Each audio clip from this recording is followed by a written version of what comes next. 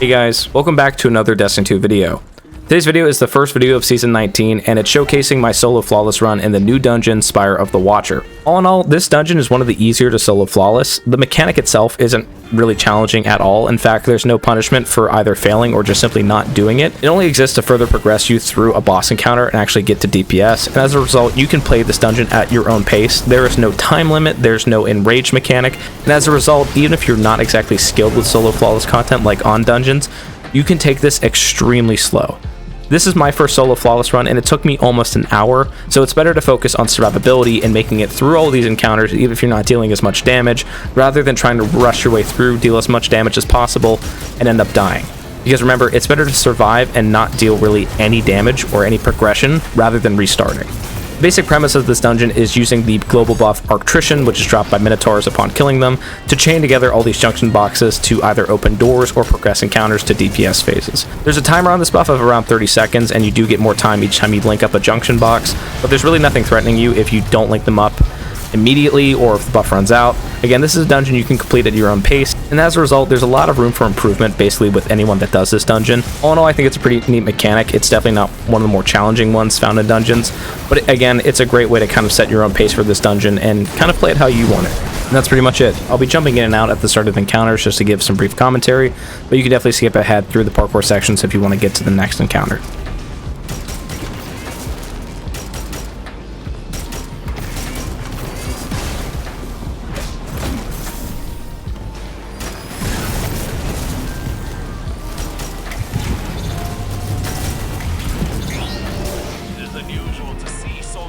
Effects outside the Black Garden. They're a fanatical sect of programming devoted to the darkness, or rather the witness.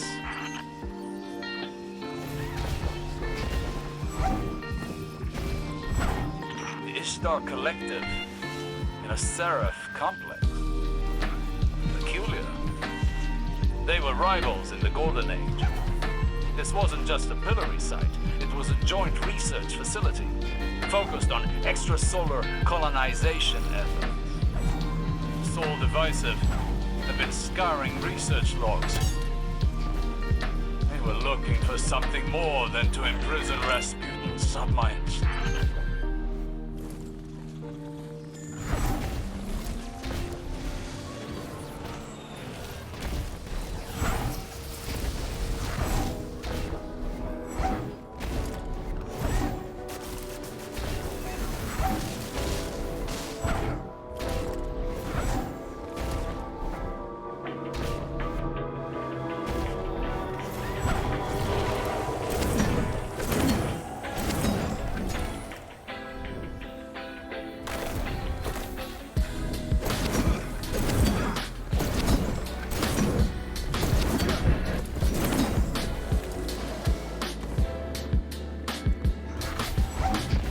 Information stored here, but could it be linked to my visions?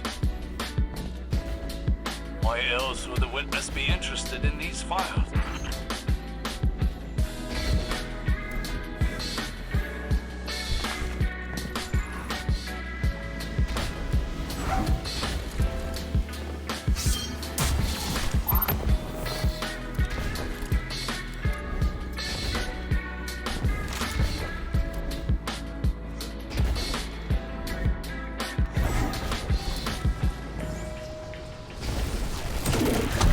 On to the first official encounter of the dungeon. This is basically a 3-level puzzle. All of the actual places and orders that you do these junctions are the exact same, so again, you can get really fast with it, but it's basically just running around, linking up the 2 junctions, and then progressing to the next level. There's really not anything too serious in terms of enemies. There's the Minotaurs themselves, which you have to get the buff from, which aren't very threatening in the first place. There's typically a group or 2 of standard Vex miners, and then there's also a Hydra that's typically along the outside, but again, this isn't really a hard encounter by any means. It's pretty simple. You simply progress through the different levels, link together junctions as you're seeing me do on screen, and again, there's no need to do it fast or even do it right the first time. This is just basically kind of getting you used to the mechanic and how you have to look in a lot of different places in order to find the junctions, as they're not always just simply out in the open. I would recommend bringing an Eager Edge Sword for this encounter, just so if you do get flung off or miss your jump, you don't have to restart the entire encounter because you fell to your death.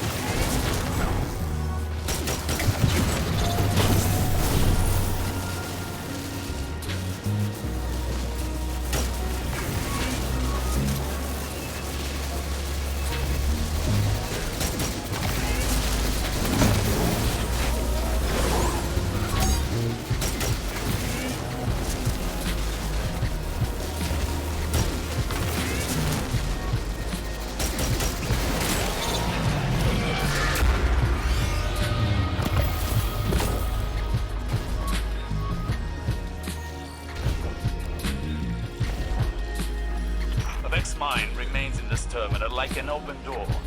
It's using the tower's arrays to connect with installations across Sol. This must be in preparation to imprison the submines. Breaking their connection could end this threat.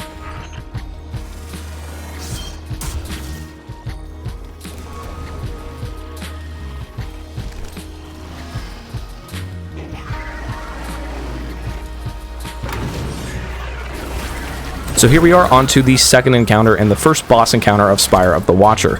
This is actually the Harpy boss from Garden of Salvation, and it's a pretty straightforward counter. Again, you're following the whole arc-trition mechanic, where you're linking up these junction boxes along these four sides, and after you do the fourth one, where you linked up that final arc cell will be where the boss actually goes to. It'll do the same spread fin eye mechanic found in GOS. You have to shoot all these eyes, and then it'll go into damage phase, where it slowly retreats to the middle of the arena and will release a concussive blast after a set amount of time, and that'll deal damage to you and knock you back. So again, watch out for that, don't stand too close to it. And the best thing I can recommend is dealing damage from a range. Something like linear fusion rifles are fantastic for this section. I personally use Cataclysmic with bait and switch, and that did just fine. Again, I want to note that the DPS phases on both boss encounters are very, very short, and both of these bosses have around 5 million HP, I believe, so DPS phases go by very quickly. You're going to have to do multiple.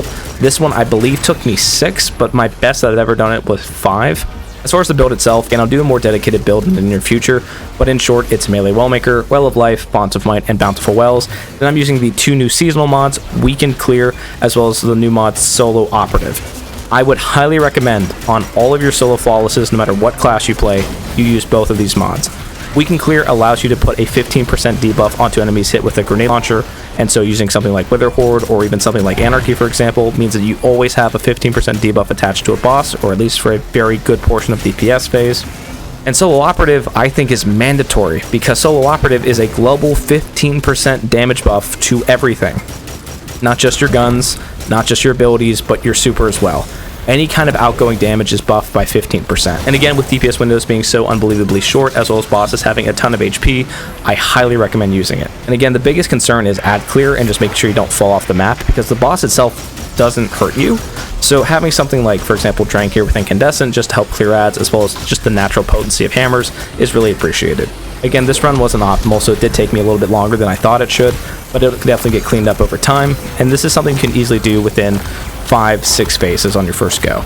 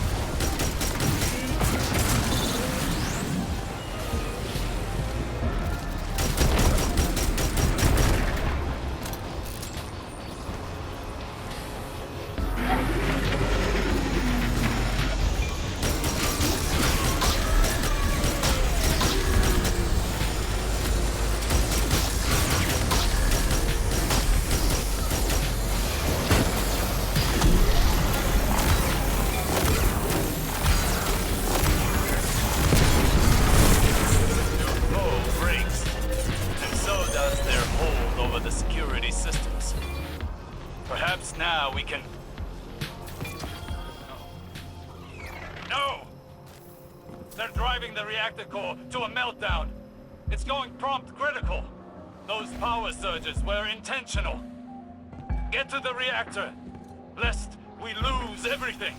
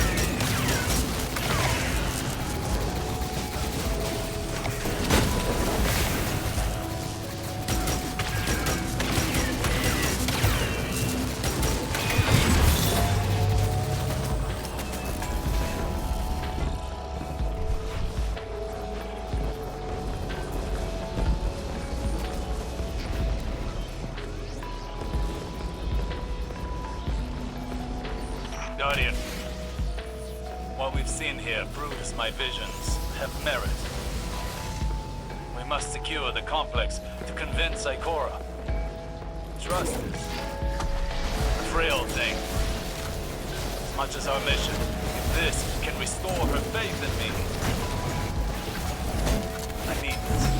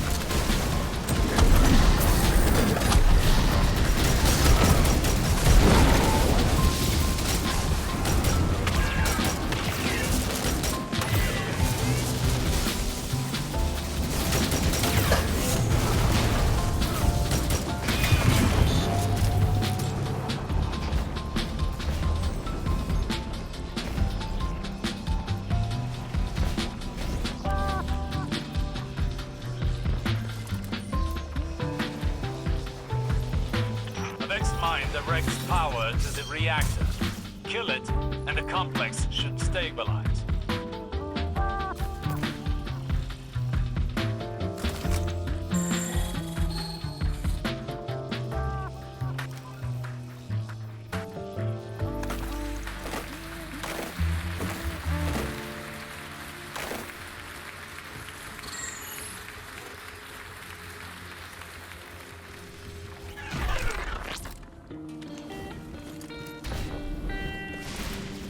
So here we are at the final encounter, and the number one thing I can tell you about this boss fight is to take your time. This boss can go almost anywhere in the arena, and it being a wyvern, the void projectiles can easily mow through your health and almost one-shot you. Plus you have the exploding harpies that will constantly seek you out, and they always have a habit of showing up whenever you have almost no health, so keep an eye on those guys as well. Basically, you're going to be killing these hydras that lock out the minotaurs. Once the minotaurs are in, once you kill the minotaurs, you're going to go into the main room and shoot the 4 inner nodes on the columns and the 1 on the main door, and that'll open up the other side doors into the back room. From here, you look on the outer sides of the columns to find the 2 junction boxes that lead into the back room, chain those all the way in, and it'll start DPS phase basically. Once you chain them, the boss will go into the back room, go back out to the main room where you started the encounter, hit those same 5 nodes to actually lock them out. A huge explosion will happen inside, and you'll have a brief window of opportunity for committing DPS. A few things to know about the boss. DPS is on a timer basis. It's not actually where he goes or where he's at in the room, as he can go anywhere in the room during DPS. So, for example, if you're up on the sides dealing damage, he can and will go up the stairs and chase you down. And again, in being a wyvern, he is very capable of one-shotting you, or at least burning through your HP very, very quickly. Another thing as well is I personally had trouble using a linear fusion rifle in this encounter, as I felt a lot of my shots that should have been crits just simply weren't. So I would highly recommend, again, still using something like Witherhoard just for general passive damage and its ease of use, especially with ad clear. And then anything that relies on non-critical damage, I've seen people use Xenophage, I've seen people use rocket launchers, which is something that I've used. I do want to point out that this boss is a long fight, so don't be discouraged if this is taking you 5, 6, 7, hell, even 8 damage phases and up, because the damage window is very short. He is a hard boss to fight, as he does fight back a lot, and those void projectiles will flinch you unbelievably hard. Again, take your time, don't be rushing into things, especially with these exploding harpies and the boss himself. You can die very, very quickly, even when you're at full health. As far as the build itself goes, again, I'm using solo operative and weaken clear. And then this is my standard Bonk Titan build, which features Syntheseps and Throwing Hammer, and I'm using Melee Wellmaker, Well of Life, Elemental Charge, and Protective Light just for better damage resist. For weapons, I'm using Wither Horde, I'm using Drang once again to generate Orbs of Power, and then I'm using the Pomera B Rocket Launcher, which I have auto-loading holster and explosive light on. I'm also using Syntheseps not only to boost our melee damage, but also our super damage, as during DPS phase, you'll typically have 2 minor Vex enemies in the room with you, and I found that you can position them along with the boss to actually get the Syntheseps bonus to your hammers, while also having Roaring Flames ×3. Again, this is a very long fight. Don't be discouraged if you do a DPS phase and you see a 10th of his health bar missing. All in all, play it safe and play it slow. It's better to just simply do less damage than to restart an entire run.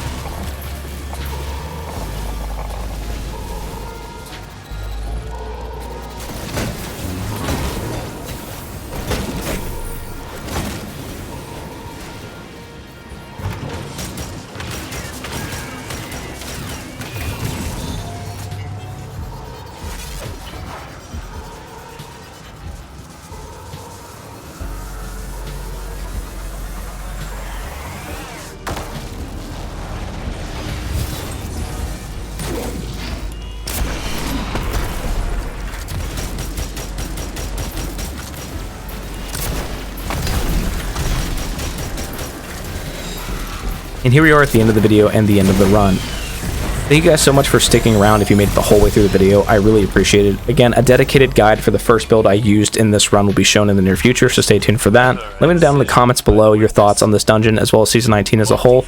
And if you like the video, be sure to like and subscribe for more content like this. If you're still looking to solo flawless this dungeon, again, take your time. I hope you can learn from both my successes with this and also my mistakes I made along the way, as you've probably seen here and there throughout the video.